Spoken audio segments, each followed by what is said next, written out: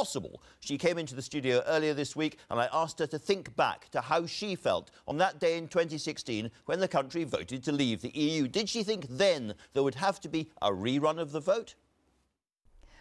Well, no, I was just absolutely devastated. And I just said to my husband, what's going to happen now? And he said one word. He only said one word: chaos. And that's what's happened. He was right. I suppose what I'm asking is, did you ever accept the result of the referendum? No. So you always thought we're going to have to go back and fight this again? Well, no, I didn't know what was going to happen. I'm like everybody else, you know, nobody knows anything. So what can you know?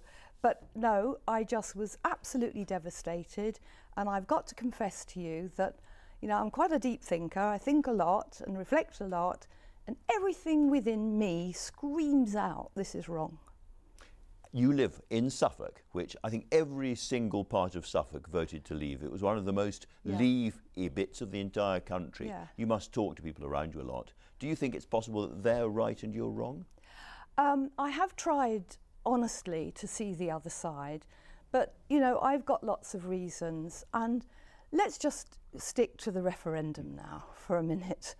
The referendum was called on a whim. It was about, you know, the Eurosceptics shutting them up in the Tory party. Nobody knew anything about it. Nobody had thought about it. Just call a referendum.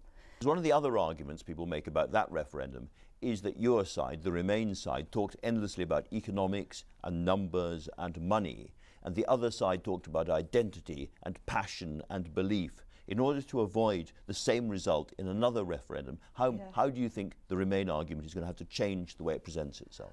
Well, I think, you know, it's got to represent itself by saying, hell's bells, we've had 45 years of quite peaceful, calm living. You know, don't we all want to go back to that? Why do we want all this? It might take 10 years, it might take 20 years. Why does our country want all this when what was before was so much better?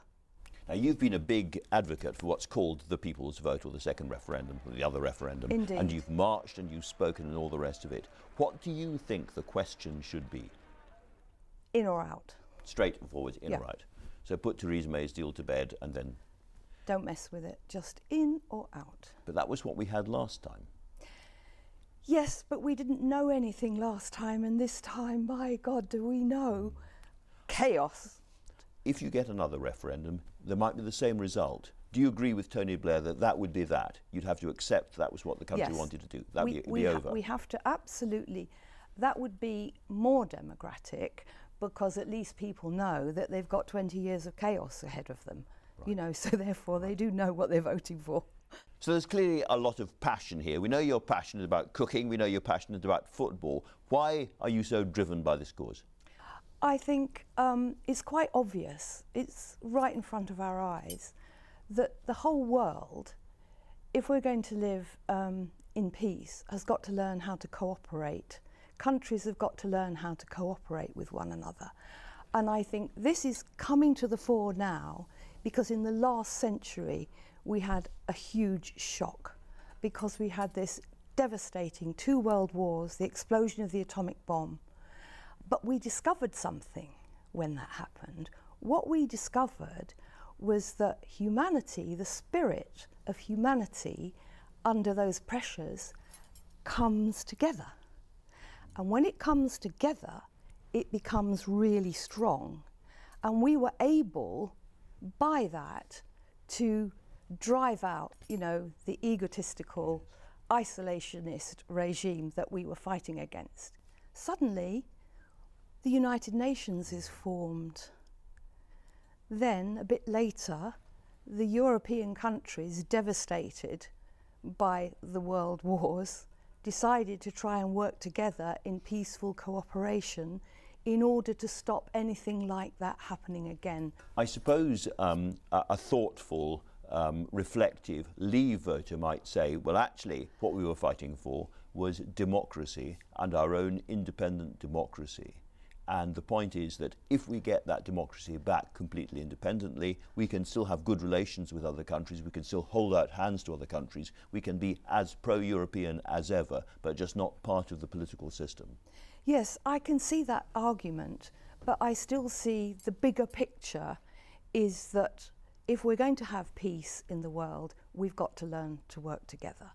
There's going to be a lot of chaos and a lot of kitchens up and down the country in the next couple of weeks as people confront the bureaucratic and administrative horror of Christmas Day. What's your advice? Do you have any particular tip for them this year?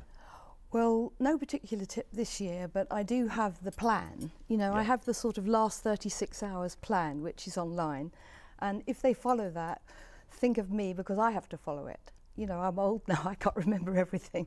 So if you follow the plan, it says do this now, do this now, do this now.